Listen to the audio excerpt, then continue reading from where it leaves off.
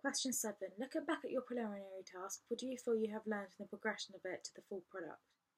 For the preliminary task, I had no detailed ideas of how I was going to create my college magazine.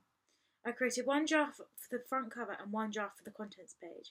However, as I did no research and planning into my target demographic, it was to a very low standard. The only information I knew was that I had to create a detailed draft of a college magazine. The only thing benefiting me was that I was of the target demographic age, therefore I could predict what the audience looked for in a magazine. For the planning stages, I only drew up one draft for each of the pages. However, I did not collect any feedback from my target audience. Therefore, I did not know what worked well. I have not thought a lot into planning out what I wanted to achieve from the magazine. Therefore, my cinematography skills were extremely poor with a bad use of mise-en-scene. For my models, I just used my friends who did not really take the magazine seriously. During the construction of the preliminary task, I used Photoshop.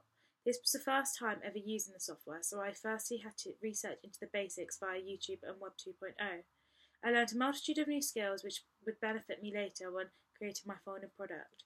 During the beginning of my construction, I still struggled due to minimal knowledge and experience. However, throughout the project, I became more confident using the Photoshop software. This was very noticeable when comparing my preliminary product to my final product. Before constructing my final product, I carried out lots of market research. I closely looked at the existing magazines to help me plan the layout and structure of my own creation. This also helped me to consider which conventions needed to be conformed to and how I could also subvert others in order to make my product unique.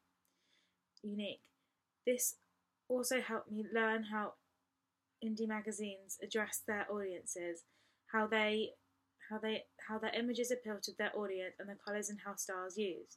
I created surveys and questionnaires to find out about my target demographic and what they look for in an indie magazine.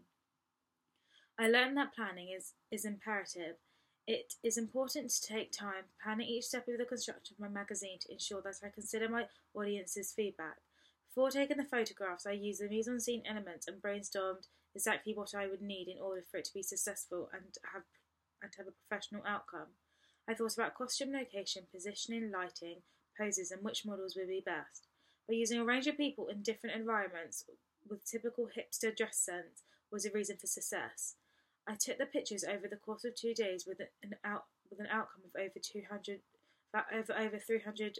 images to choose from. These images differentiated my magazine from others on the market today. To ensure my magazine was appropriate for my audience, I surveyed them on possible names for the magazine, typefaces, and content. These surveys really helped in decision making. During the construction of my actual product, I became a lot more confident with how to use Photoshop.